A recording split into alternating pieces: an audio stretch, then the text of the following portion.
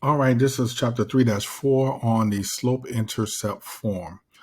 I have it listed right there, y equals mx plus b. So let's go through each of these letters here so you can understand what they mean.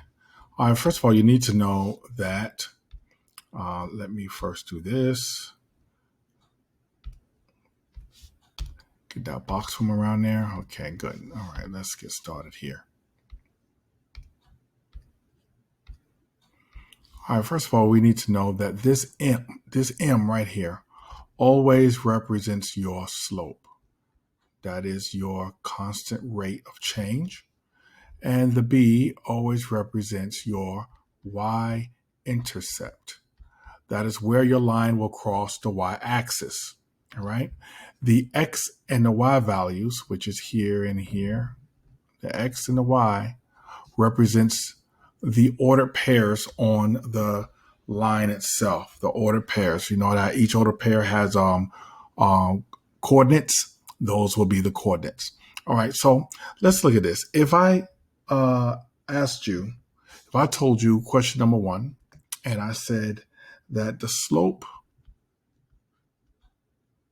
of a line was 2, and I told you that the y-intercept was 3, and I said put this in slope-intercept form, what would you do? You simply take your slope and your y-intercept and plug it in where the m and the b is in the equation. That's it. So your final answer will look like this. Instead of writing y equals mx plus b, you would write y equals 2x plus 3. That's it. All right, let's look at another example. If you notice, the 2 replaces the m from here, which is your m is your slope, and your b is replaced by the 3, which is your y-intercept. The y-intercept is the b. The slope is the m. All right, so keep that in mind.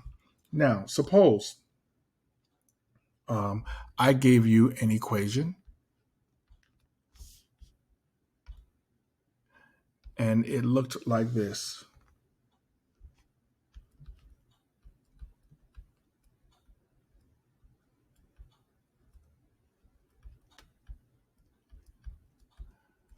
And I said to identify the slope and the y-intercept. I said to identify the slope and the y-intercept. All right, so let's do that. What would the slope be here? The slope is your m. So this is your slope right here. Notice what I'm doing. I'm not including the x. Slope is not an x. Slope is rise over run. So this is negative 3/7. It is a number.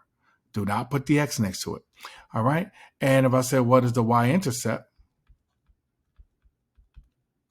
You would say this last part, which is your b right there. That's the m and that's the b. You would say negative 1/7. Notice I have a minus sign here. You must include it when you write your y-intercept. It is negative 1/7.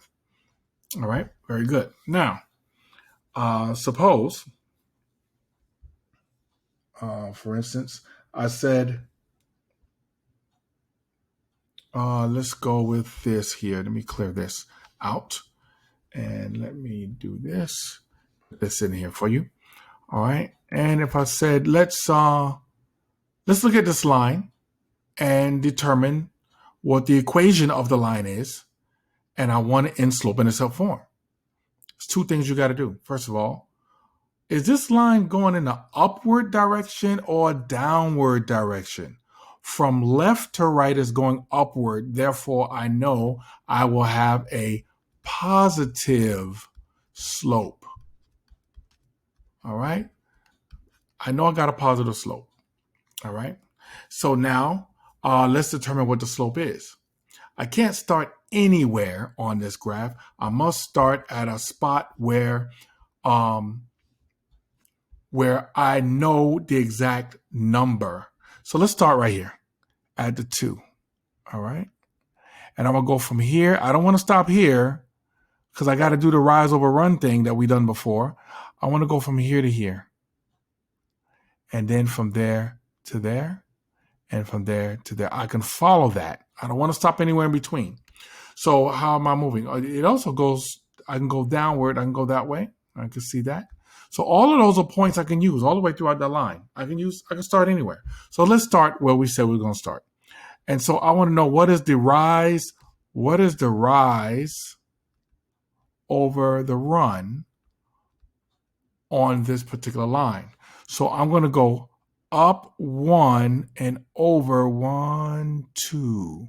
So my rise over run is up 1 over 2. So my slope should be 1/2. I got a positive slope at 1/2.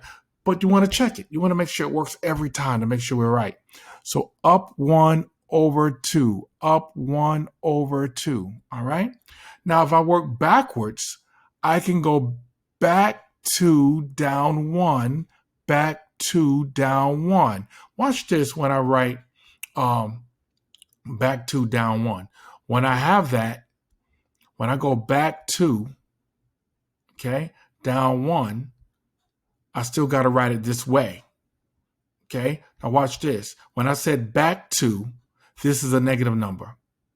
When I said down 1, that's a negative number. But guess what? Negative divided by negative is still positive. It's still 1/2. Even if I work backwards, I got to get it right. If I go to the left 2, that's negative. If I go down 1, that's negative. If I go up 1, positive, right 2, positive, up 1, positive, right 2, positive, it's still 1/2. My slope is 1/2. All right, so what does that mean? That means right here, I'm going to have 1/2. So I got y equals 1/2 x, but I still need the b part. Where is this line crossing on the y-axis? Here is the y-axis right here.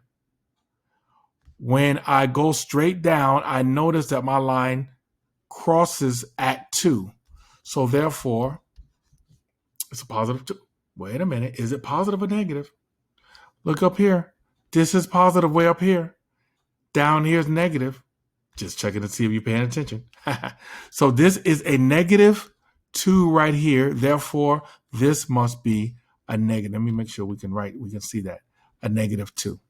So I could write y equals 1/2 x plus a negative 2, or I can write y equals 1/2 x minus 2.